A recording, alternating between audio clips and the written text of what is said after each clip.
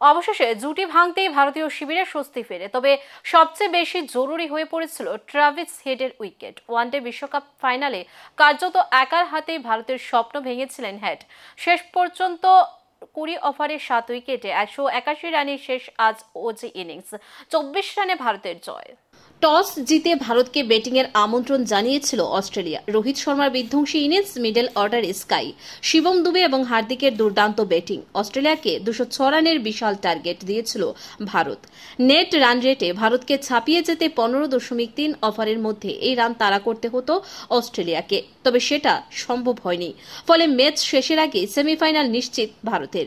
তবে net run rate নয়, ভারতের টার্গেট ছিল জয়ের হ্যাট্রিক এবং অস্ট্রেলিয়ার উপর বদলা নিয়ে সেমিফাইনালে যাওয়ার। সেই লক্ষ্যে সফল ভারতীয় দল।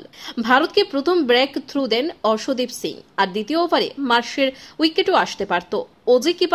অজি ক্যাপ্টেনের জোরালো শট অর্শদীপ ফলো থ্রোতে চেষ্টা করলেও হাতে জমাতে পারেনি। জসপ্রীত বুমরার ওভারে পরপর বাউন্ডারি মেরে ভারতের মানসিকতা আঘাত করার টার্গেট নিয়েছিল অস্ট্রেলিয়া।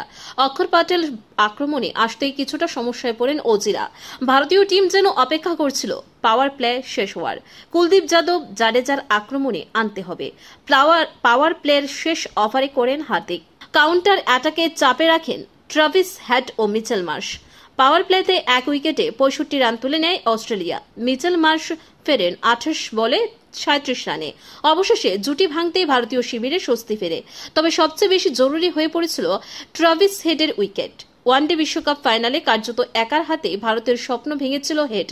অবশেষে 16.3 ওভারে হেডকে ফেরান বুমরা। তবে 15.3 ওভারে ফেরতেই ভারতের সেমি নিশ্চিত হয়ে গিয়েছিল। শেষ দিকে অস্ট্রেলিয়ার মূল লক্ষ্য ছিল ম্যাচ যত ক্লোজ নিয়ে যাওয়া যায়। কোনোভাবেই বাংলাদেশ যদি আফগানিস্তানকে হারিয়ে দেয়, নেট রান রেটে যদি যতটা সম্ভব ভালো জায়গায় থাকা যায়, সেটারই চেষ্টা করেছিলেন ওজিরা। শেষ অবধি 20 ওভারে 7 উইকেটে 181 রানেই শেষ আজ ওজির ইনিংস। 24 রানে জয় হয়েছে ভারতের।